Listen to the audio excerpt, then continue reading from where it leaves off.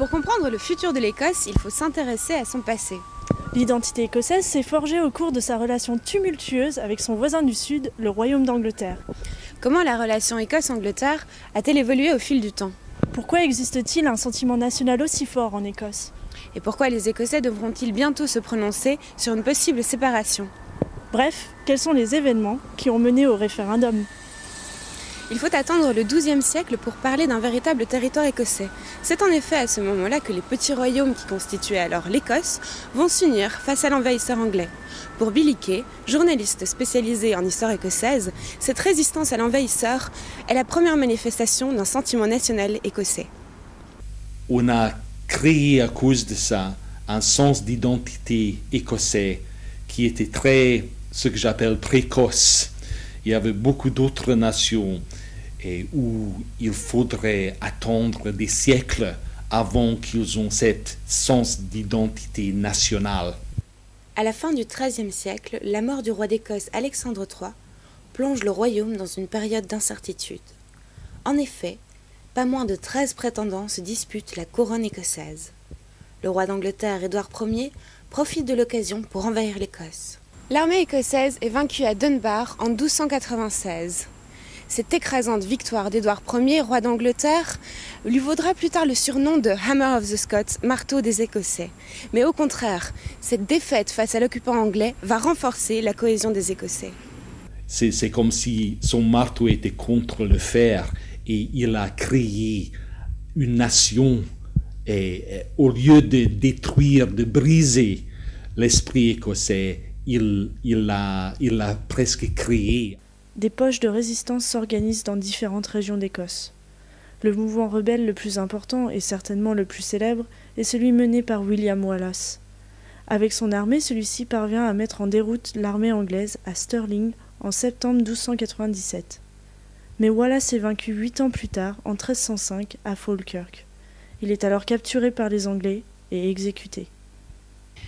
Après la mort de William Wallace, la rébellion continue, menée par le prétendant au trône d'Écosse, Robert the Bruce. Celui-ci parvient à reconquérir l'indépendance écossaise lors de la célèbre bataille de Bannockburn en juin 1314. Ces deux figures de la rébellion sont devenues au fil des siècles des symboles de l'identité écossaise. Aujourd'hui encore, on peut voir dans les rues d'Édimbourg que la figure de William Wallace est bel et bien vivante. Respect the king. Fear Kate God. Jusqu'au moment où j'étais petit et dans une petite ville à l'ouest de l'Écosse, j'ai écouté ces histoires de Wallace et de Bruce. Par exemple, le matin, quand j'ai passé un bourg là au milieu de mon village, je savais que le roi Robert Bruce a été emprisonné là-dedans. Je savais que ma grand-mère habitait dans une rue qui s'appelait Standalane Street. Et ça c'est à cause d'une histoire de Wallace où il a dit « Je me reste seul, I stand alone, je me reste seul contre les Anglais ». Donc il y avait toujours ces histoires et traditions orales qui, même pendant les 3 siècles d'union avec l'Angleterre, cela a continué à donner un sens d'identité aux Écossais. Scots were hey where Wallace bled, Scots when Bruce has often led, welcome to your gory bed or to victory. Now's the day and now's the hour, see the front o' battle lower, see approach proud Edward's power, chains and slavery. Enfin, pour Ewan Cameron, professeur d'histoire à l'université d'Édimbourg, les légendes de Wallace et de Bruce sont avant tout le fruit du romantisme des mouvements nationalistes du XIXe siècle. I think these ideas really come from the 19th century. Wallace and Bruce were romanticized in the 19th century during the age in which small nations began to achieve their independence right across Europe. And people looked to heroes of national liberation struggles, if you like. And Wallace and Bruce appeared to be the best examples of that from the history of Scotland. Après sa victoire à Bannockburn en 1314, Robert de Bruce devient officiellement roi d'Écosse. Il entreprend d'assurer le statut indépendant du pays. En 1320, les principaux barons écossais et le roi se réunissent dans la ville d'Arbroath pour rédiger une déclaration d'indépendance officielle sous la forme d'une lettre qui sera envoyée au pape Jean XXII. Le passage le plus célèbre est sans doute celui-ci. For so long as 100 of us remain alive, we will never submit to English rule, for it is not for wealth or for glory that we fight, but for freedom alone. Pour certains, la déclaration d'Arbroath est une manifestation précoce de souveraineté populaire. En effet, la déclaration stipule que le roi d'Écosse sera choisi par le peuple. Mais comme le dit Ewen Cameron, le mot peuple ne doit pas être interprété comme aujourd'hui. It was a document written by a small group of the most elite section of Scottish society, and what they really wanted to say was that they were the people, they were the community of the realm, they were the political movers and shakers, if you want to use modern language, who would possibly be able to influence the king rather than, if you like, in modern language again, the common people. So I think it's been interpreted in modern times in a slightly anachronistic way. Entre le XIVe siècle et la fin du XVIIe siècle, l'Écosse alterne les périodes d'indépendance et d'alliance avec le Royaume d'Angleterre. En 1707, les deux pays décident de s'unir durablement en signant un acte d'union qui abolit les deux parlements, écossais et anglais, pour n'en créer qu'un seul. Mais qu'est-ce qui a poussé ces deux nations à s'unir ? First of all, if you look at the motivations from the English point of view, most people would point to security.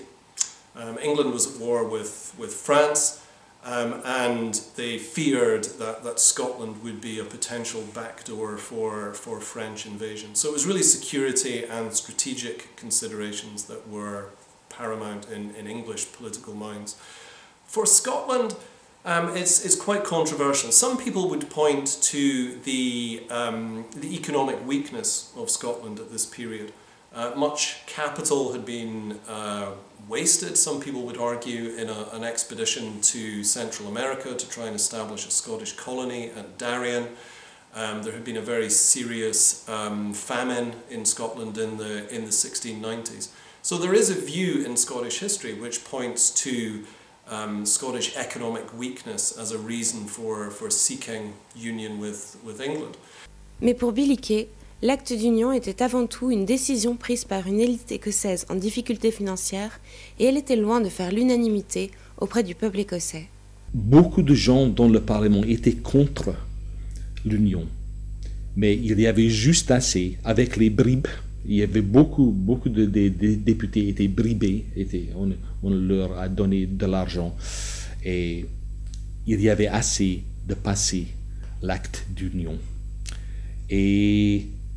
Mais par exemple, le peuple d'Édimbourg a fait des émeutes populaires contre l'union la journée qu'ils ont signé l'acte d'union. Donc, le peuple écossais, la plupart des Écossais étaient contre l'union. Lorsqu'en 1707, les Écossais signent l'acte d'union, ils espèrent que cela va bénéficier à leur économie. Dans un premier temps, il n'en est rien et tout ce qu'ils semblent récolter, c'est plus de taxes. Le XVIIIe siècle est une période difficile pour l'économie écossaise et il faut attendre la fin de ce siècle pour que l'Écosse connaisse un essor économique. Au cours du XIXe, l'ouest de l'Écosse, et notamment la ville de Glasgow, devient un centre économique important grâce à son industrie textile et ses mines de charbon. Sur le plan politique, le mouvement nationaliste prend de l'ampleur à partir des années 1880, inspiré par la mise en place d'une politique de Home Rule en Irlande. Le Home Rule consistait à accorder plus d'autonomie à l'Irlande, tout en restant sous la tutelle de la couronne britannique. And there had been a long-running nationalist movement in Ireland ever since Ireland joined the United Kingdom in 1801 and experienced traumatic events such as the famine of the mid-1840s. So Irish nationalism was a much stronger force, and the government responded to it in the 1880s by trying to grant home rule to Ireland. And on the back of that, people in Scotland began to argue for home rule for Scotland. Now, this was really the first time that there had been a concerted movement of people arguing for the creation of a Scottish Parliament, but still within the Union. En 1885, le poste de secrétaire d'État pour l'Écosse est créé. Son rôle est de représenter les intérêts de l'Écosse auprès du Parlement britannique. Des domaines comme la gestion des prisons, celle des administrations locales ou encore l'éducation sont désormais gérés en Écosse. Il s'agit là de la première forme de dévolution administrative. Mais certains veulent aller encore plus loin dans l'autonomie. Aussi, après la Première Guerre mondiale, de nouveaux mouvements politiques se créent. Parmi ceux-ci, le Scottish National Party, en 1934. S'il est aujourd'hui le premier parti politique en Écosse, ses débuts sont très timides. The SNP was really on the margins of Scottish politics. It was quite a small party, it wasn't very well funded, it was to a certain extent divided between people who wanted to use parliamentary politics and people who wanted to use sort of pressure group public campaigning and influencing the other political parties rather than trying to gain parliamentary representation for nationalism. So there were two different strands of tactical consideration within Scottish nationalism in that period. But it really was on the margins of Scottish politics from the 1930s to the 1960s. Ce n'est qu'à partir des années 60 que le Parti national connaît le succès. En 1967, Winnie Ewing remporte l'élection partielle de Hamilton. Le SNP se retrouve sur le devant de la scène. La question de l'indépendance devient alors un enjeu national. Le facteur qui explique la montée du sentiment nationaliste à cette période est sans conteste la découverte de pétrole au large des côtes écossaises dans la mer du Nord. Many people had argued that Scotland was too poor to be independent, but the advent of North Sea oil, albeit that it was exploited by multinational companies and the tax benefits were going to the British state, but it gave the National Party, it gave the SNP the opportunity to argue that an independent Scotland could be a wealthy country, like some of the Scandinavian countries, for example. And that added a new dimension to Scottish politics in the 1970s. Le SNP fait alors campagne pour une répartition plus profitable à l'Écosse des revenus du pétrole. Avec le slogan « It's Scotland's Oil », le Parti national écossais remporte 7 sièges à la Chambre des communes aux élections parlementaires britanniques de 1974. En 1979, les conservateurs remportent les élections. Pour la première fois, une femme est nommée Premier ministre. Margaret Thatcher et son gouvernement vont lancer une série de mesures économiques très dures, surtout pour le nord de l'Angleterre et l'Écosse. Les années Thatcher se caractérisent par une réduction drastique des dépenses publiques et une privatisation massive des entreprises de l'État. Dans cette optique, Margaret Thatcher décide de stopper le soutien financier aux industries déficitaires. Les industries minières et textiles écossaises sont touchées de plein fouet par ces mesures. Des centaines d'usines ferment, faisant exploser le taux de chômage. Parallèlement, la politique libérale des conservateurs fait de Londres la première place financière d'Europe. Le fossé économique se creuse alors entre le sud-est de l'Angleterre et le nord sinistré. Il y avait très peu d'Écossais qui ont voté pour les conservateurs pendant cette époque-là. Mais c'était comme un gouvernement colonial sur l'Écosse. On n'avait pas voté conservateur, mais on avait une dominatrice très conservateur, très anglaise, Mrs. Thatcher. Elle a fait la guerre contre la classe travailleuse partout en Grande-Bretagne. Et un bon exemple de ça, c'est la lutte contre les mineurs. Elle a voulu détruire l'union des mineurs afin de détruire la solidarité du classe travailleur. Malgré son impopularité dans le nord du Royaume-Uni, le Parti conservateur reste au pouvoir pendant près de 20 ans. En Écosse, le sentiment d'injustice et l'impression d'être gouverné par un parti éloigné des réalités écossaises va accélérer le processus de dévolution. Les partis traditionnellement unionistes comme les libéraux-démocrates et le Parti travailliste commencent à faire campagne pour la création d'un parlement écossais.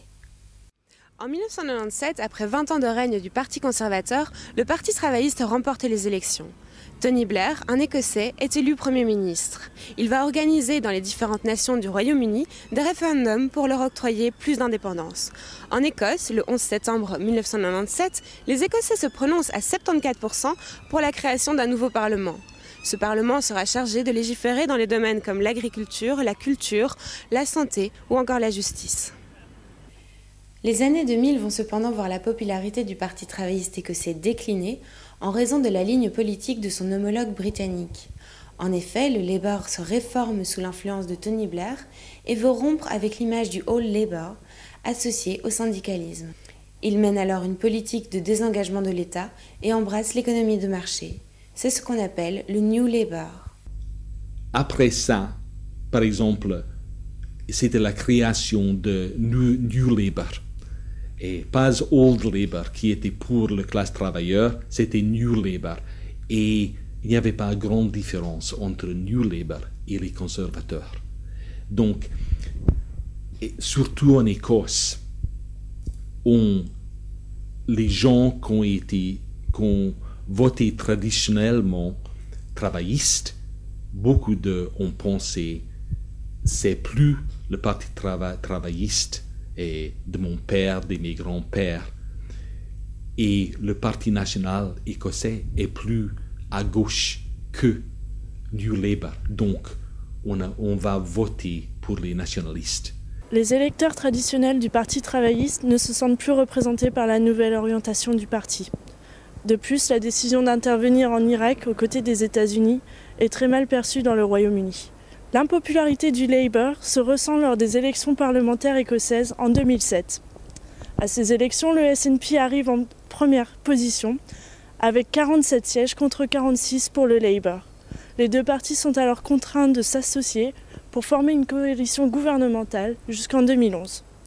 Aux dernières élections parlementaires, en 2011, le SNP remporte une victoire écrasante avec 69 sièges et renvoie le Labour dans l'opposition. La promesse phare du SNP était l'organisation d'un référendum sur l'indépendance de l'Écosse.